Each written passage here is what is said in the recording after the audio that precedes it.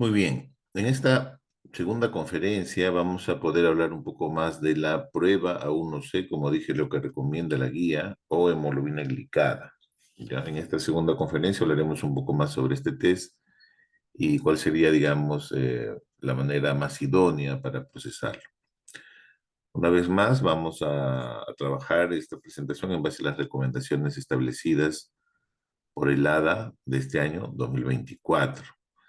Como mencioné en la primera conferencia, hay 29 recomendaciones relacionadas al tema de del diagnóstico y clasificación, y algunas de ellas están relacionadas a la hemoglobina glicada, que son estas de acá, vamos a verlas más adelante. Son 4 recomendaciones que establece este año puntualmente y vamos a desarrollar cada una de ellas. En líneas generales, la hemoglobina glicada pues es un test valiosísimo para la monitorización del paciente diabético, ¿no? En resumen, la hemoglobina se une, o en este caso la glucosa que permanece en sangre, se une de manera irreversible a la hemoglobina, es decir, si tenemos altas concentraciones de glucosa durante el mes, pues se va a unir más glucosa a la hemoglobina. Si tenemos menos glucosa en sangre, se va a unir menos hemoglobina a la hemoglobina. Entonces, la concentración sérica de glucosa va a ser directamente proporcional a su unión irreversible a la hemoglobina. Ese es el tema. Hay diferentes formas como se unen, en realidad ya bien conocidas, ¿no? En líneas generales, se valora siempre que la concentración de la hemoglobina glicada depende, pues, de la vida de los glóbulos rojos, ¿no? O sea, si un glóbulo rojo vive 120 días, por lo tanto estaríamos hablando de un promedio estimado de glucosa de 3 meses.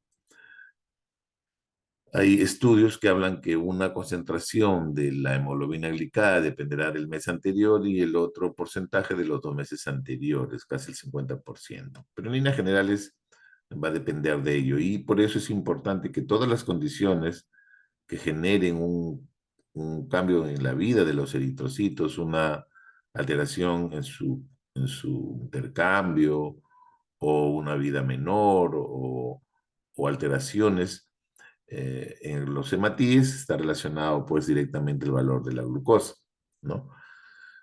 Tenemos que entender que la hemoglobina glicada pues es fundamental, especialmente para la monitorización del tratamiento y predecir básicamente si ese paciente va a tener o no complicaciones iniciales microvasculares y que después serán macrovasculares.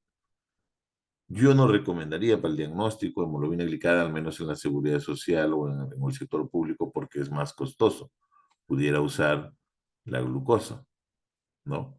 Y con con las limitaciones que puede tener en el método que aplicáramos, pues podríamos tener un infradiagnóstico.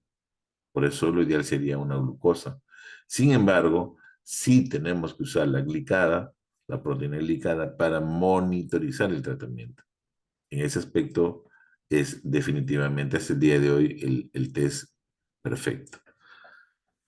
Pueden haber otras proteínas glicadas en algunas condiciones especiales de algunos pacientes, pero en líneas generales es la hemoglobina glicada. Y acá viene la primera recomendación. La guía establece claramente que la prueba de hemoglobina glicada que utilicemos debe estar certificado, dice, por el Programa Nacional de Estandarización de Glicohemoglobina y que tenga trazabilidad a los ensayos o al ensayo del famoso DSCT o ensayo de control y complicaciones de la diabetes. ¿Por qué es esto? Recuérdense que el ADA es americano, es de la zona americana, es la Asociación Americana de la Diabetes, es una institución estadounidense. Y cuando ellos hicieron el estudio del CCCT, también hubo un estudio del LUCA-PDS, pero vamos a enfocarnos en el DCCT, utilizaron un método, con ese método pudieron ver cómo se comportaba la hemoglobina glicada y establecieron los puntos de corte para definir lo, lo, los niveles en los cuales hoy en día podemos predecir que un paciente va a tener, por ejemplo, un mal comportamiento en su tratamiento, no tiene adherencia o probablemente no le está yendo bien con los medicamentos. porque ya van a comenzar a aparecer daños a nivel de la retina, de repente a nivel renal, de repente a nivel vascular, cerebral, en fin. Entonces, los métodos que debemos utilizar para, en este caso, la zona americana, pues deben ser trazables a este ensayo, a los métodos que se usaron en este ensayo. Para este fin, en Estados Unidos crearon hace muchos años este programa de estandarización. Y en Estados Unidos no debe o no existirá algún laboratorio que no trabaje con un método que no esté certificado por esta institución. El NGCP, bueno, fue creado ya hace muchos años, ¿no? Y acá, como ven claramente, dice propósito, fue estandarizar los resultados de la hemoglobina glicada, ¿no? Con los estudios que les mencioné, el DCCT y también el UPPDS para la zona del Reino Unido. En general, el objetivo de estos estudios fueron ver cuáles eran los puntos de corte en los cuales ya los pacientes con un valor de hemoglobina glicada tenían daño microvascular, especialmente retinopatía. De ahí es donde aparecen estos umbrales, estos puntos estos límites de detección, perdón, estableciendo los puntos de corte de 6.5, de 5.7, etcétera, a raíz de eso, ¿no? Y como menciono para la zona americana, pues todos los laboratorios que funcionan en los Estados Unidos y que son regulados por CLIA, pues deben de trabajar con métodos de laboratorio que estén certificados por el NGCP, es decir, que sus reactivos, sus controles, sus calibradores pasen por una evaluación del NGCP, para resumir. Otra recomendación que hace la guía es que ya así como existen glucómetros para ver la glucosa, existen aparatos tipo POC, o sea, de uso en la cabecera del paciente o de uso ambulatorio o de no necesariamente de uso en el ámbito, digamos, hospitalario para que se pueda medir la glicada. Sin embargo, ellos establecen de que, como son todavía dispositivos que están viéndose en su producción postventa, están recién viéndose su desempeño, sus características, y siendo un test tan importante para la monitorización del tratamiento, recomiendan que solamente deberían usarse aquellos que están aprobados por la FDA. Y además de que deberían usarse en laboratorios que tienen aprobación por CLIA para determinados test de complejidad moderada o superior y personal capacitado. Es decir, todavía ellos, la guía no recomienda esto de uso masivo, no del uso, digamos, doméstico por el paciente, sino que a pesar de ser métodos, digamos, más simples, todavía debe ser utilizado por profesional capacitado en, no en cualquier laboratorio, en laboratorios de complejidad moderada o superior, y lo más importante, aprobado por la FDA. Para ponerlo en contexto, si lo queremos comparar con nuestro país, más o menos sería así. Las pruebas de hemoglobina glicada que se van a utilizar no en laboratorios centrales, sino en laboratorios o digamos de una manera más de atención, de cara de atención al paciente, por ejemplo, en las consultas externas, sería ideal, o de repente en hospitalización, si no queremos medir con frecuencia de laboratorio central, pues solamente deberían estar un listado de estos métodos aprobados por DIGEMIT en nuestro país, quien regula, digamos, el uso de dispositivos o los criterios de importación, si quisiéramos ir más allá. Y debería estar solamente su uso de estos dispositivos supervisados por laboratorios que estén aprobados por su salud, por una superintendencia nacional en nuestro país, que diga qué laboratorios tienen esa capacidad de poder utilizar estos dispositivos aprobados por DGM. Y obviamente con personal capacitado, más o menos para ponerlo en contexto. Otra recomendación que hace es que en el caso de que existiera una marcada discordancia entre los valores de hemoglobina glicada y valores de glucosa, ¿no? Debería siempre considerarse que pudiera existir una interferencia en alguno de ellos. Antes la guía definía claramente que mejor consideremos a la glucosa, pero hoy en día dice de que pudiera ser cualquiera de las pruebas. Es decir, consideremos las interferencias que pudieran estar asociadas a la glucosa o a la hemoglobina glicada, en el caso de marcadas discrepancias, ¿no? Y en el 2.4 es, digamos, la parte más importante en el sentido de interpretar adecuadamente este test. Eh, Como mencioné, está muy relacionado a la vida de los glóbulos rojos, por lo tanto, el tiempo de vida media de ellos es fundamental para poder calcular o estimar esa unión irreversible de la glucosa y la hemoglobina. Si hay condiciones donde hay un, un, un cambio acelerado, un proceso en el cual exista un recambio marcado, pues definitivamente van a haber ciertas maneras de interpretación donde van a haber algunos problemas. Por ejemplo, se ve en el caso de hemoglobinopatías, ¿no? Donde hay alteraciones estructurales de las variantes. Pudiera haber algún caso de interpretación, no necesariamente relacionado al tiempo de vida, pero sí a la alteración de la hemoglobina, embarazo, segundo y tercer trimestre, deficiencias enzimáticas, pacientes con VIH, hemodiálisis, pérdidas de sangre o transfusiones recientes, o tratamientos con estimulantes, por ejemplo, como la eritropoyetina o de repente algún paciente oncológico o en trasplante. Entonces, en todos estos casos hay que tener cierta precaución para interpretarlo y claramente la guía dice que se deben utilizar los criterios de glucosa plasmática para el diagnóstico, ¿no? Entonces, en este contexto es que tenemos que interpretar bien, por eso de ahí la importancia del método. De acá viene la importancia del método, que pueda ser un método robusto que nos dé la garantía de la interpretación adecuada de ese test. En líneas generales, la prevalencia de hemoglobinopatía, digamos, a nivel mundial es del 5%. Es decir, va a haber 5% de la población en el mundo que tenga alguna alteración en la hemoglobina, ¿no? En algunas poblaciones específicas, como por ejemplo en África subsahariana, puede llegar hasta el 25%. En afroamericanos, por ejemplo, en Estados Unidos, las hemoglobinopatías relacionadas a la hemoglobina S es del 8%, por ejemplo, en los Estados Unidos. Existen métodos que uno, cuando los procesa, puede incluir algunos criterios, algunos parámetros, que introducirlos en su plataforma y de repente les dice si es que ya esta hemoglobina está presente o no, o fue estudiada en algún lugar, por ejemplo, ¿no? Hay diferentes plataformas que ya los pueden ayudar en ese sentido. Encontré un estudio de la doctora Hassan, quien tuve el honor de conocerlo ya hace años. Ella trabajaba en el Hospital Revaliati, era hematóloga y también patóloga clínica. Hay un estudio que lo pueden encontrar en internet, habla sobre las hemoglobinopatías en el Perú, ¿no?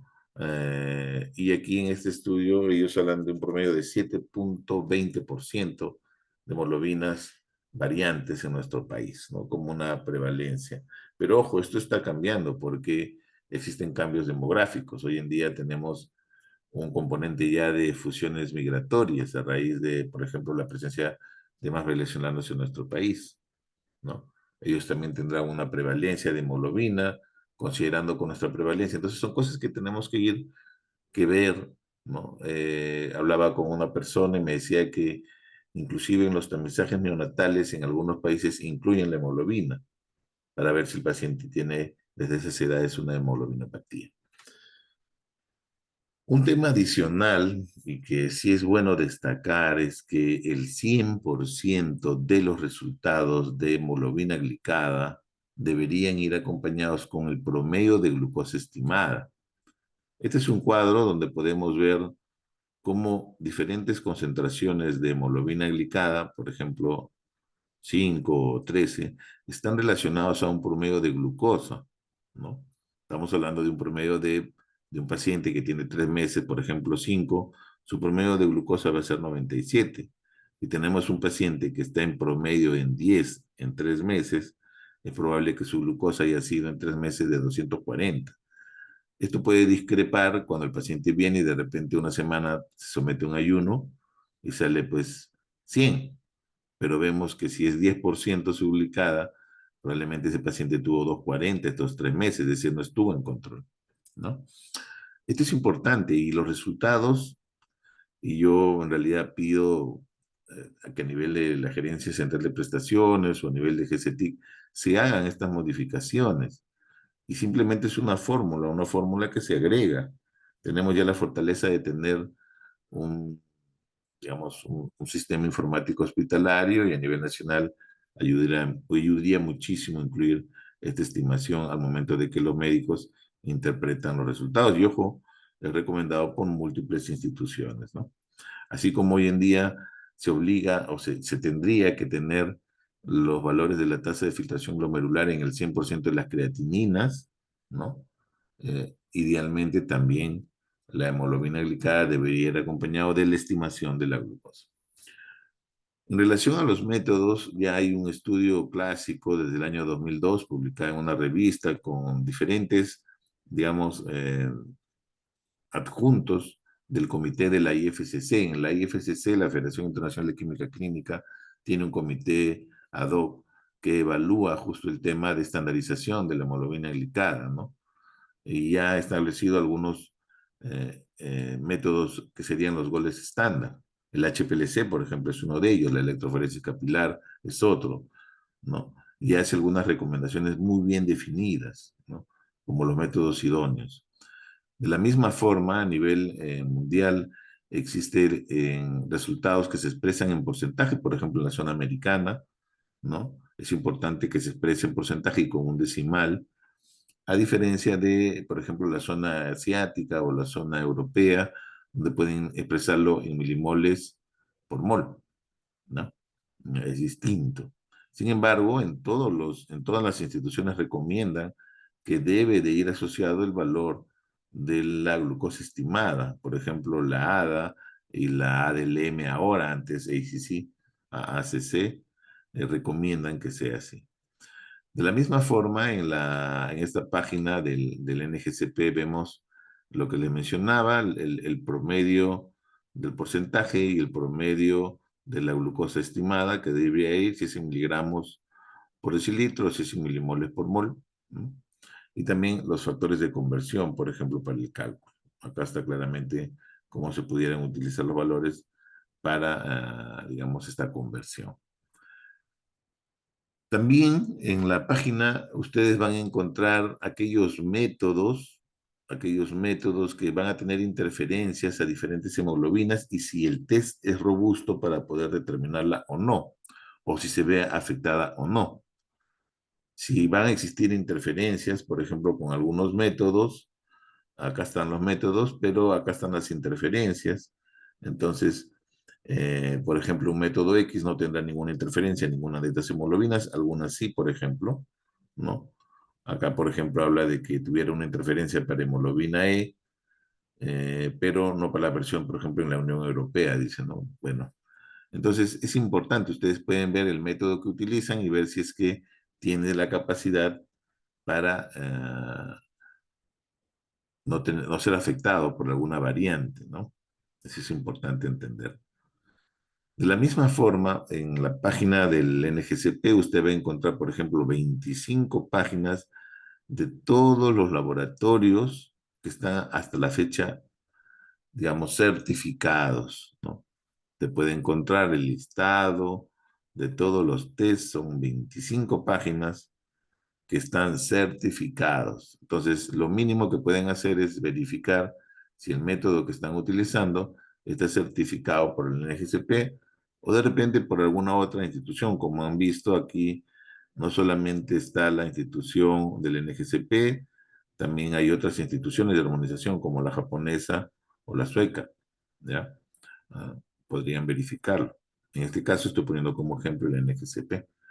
De la misma forma, así como participan las empresas para tener métodos certificados, en Estados Unidos es obligatorio que participen en las encuestas del Colegio Americano de Patólogos, que es eh, perdón, eh, en esta diapositiva lo que quiero decir es que los laboratorios de manera voluntaria pueden participar en programas que son certificados también por la NGCP.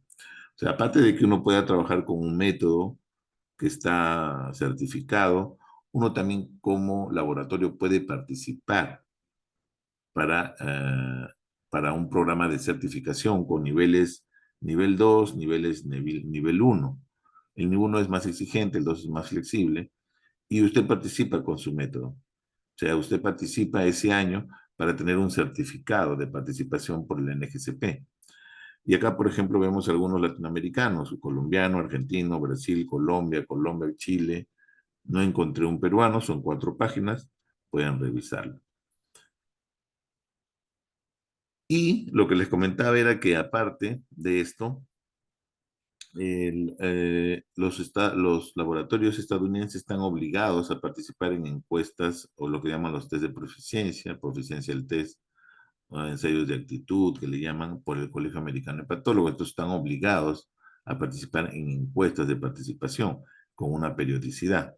Con esta información ellos pueden saber el NGCP qué métodos hay y ver cómo han salido en su evaluación cuando ya los comparan a nivel país.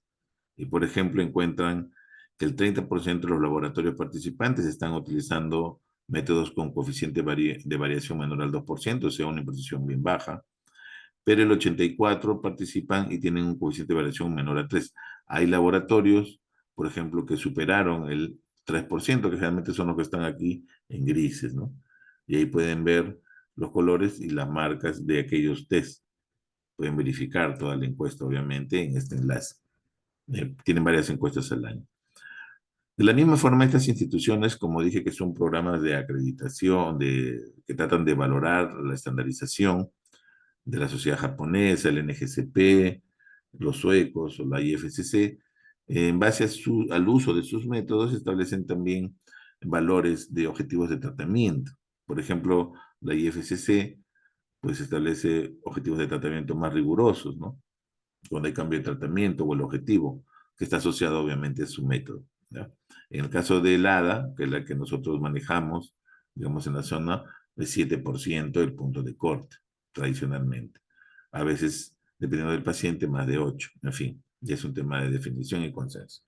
En líneas generales, van a haber algunas diferencias, limitaciones, ventajas y desventajas entre glucosa y hemoglobina glicada, ¿no?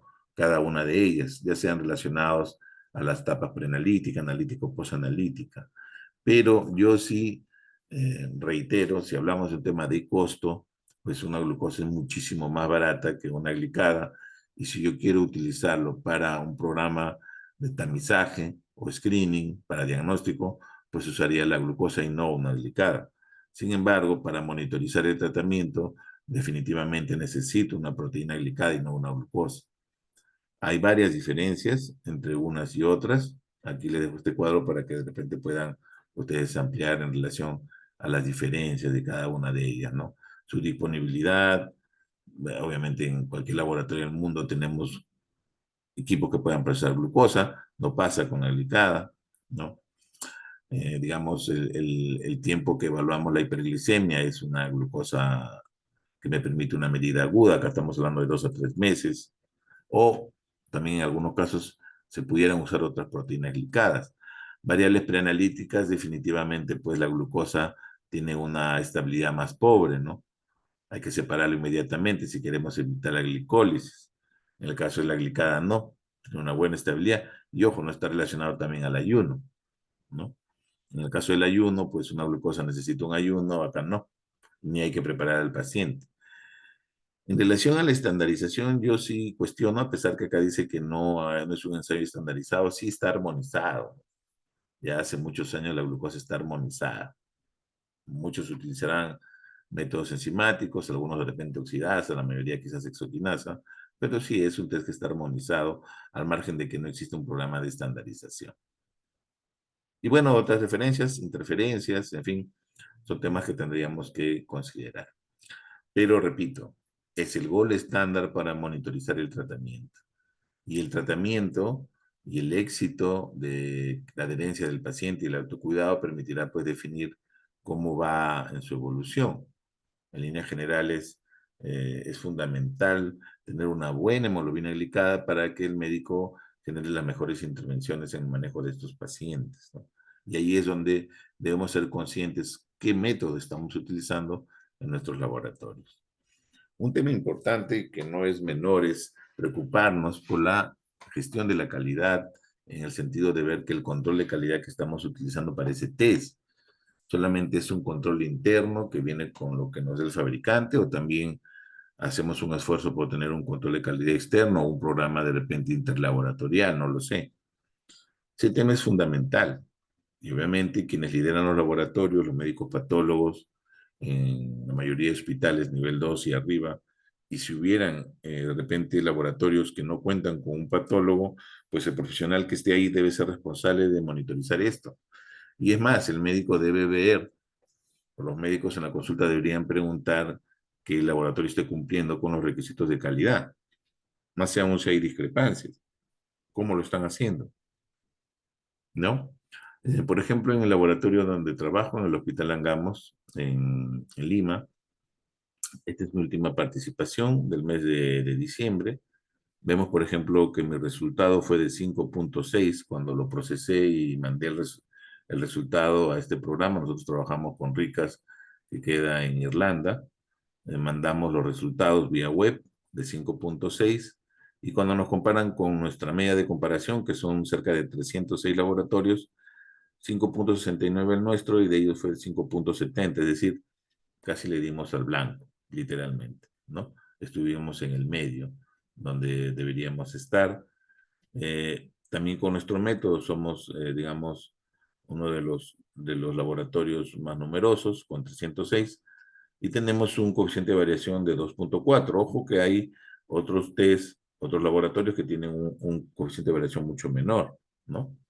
Por debajo de lo que recomienda. Inclusive, en este caso, ponen como límite aceptable para ricas, claro que ellos trabajan con el estado del arte con 7.4 para ver el error total. Entonces, igual de las últimas 10 participaciones, tenemos un promedio superior a 100, es decir, por encima de excelente, en estas últimas 10 participaciones. En esta participación le dimos el blanco a 120, que es un performance excelente. Nosotros trabajamos con un método que es por turbidimetría, ¿no? No necesariamente es el gol estándar, pero digamos, los requisitos que establecemos de control de calidad permiten, digamos, entregar resultados con un buen desempeño. Este es nuestro programa, por ejemplo, de participación del año 2023, de enero a diciembre, con control de calidad externo. Ojo, este certificado que se ve bonito es solo de participación, no sabemos qué hay atrás, ¿no? Por eso es importante entender que debemos de preocuparnos en temas de control de calidad y ver cómo estamos participando. Monitorizar el tema de aseguramiento de la calidad es fundamental a nivel asistencial, ¿no? Y deben tener personas responsables que se encargan de ver este tema.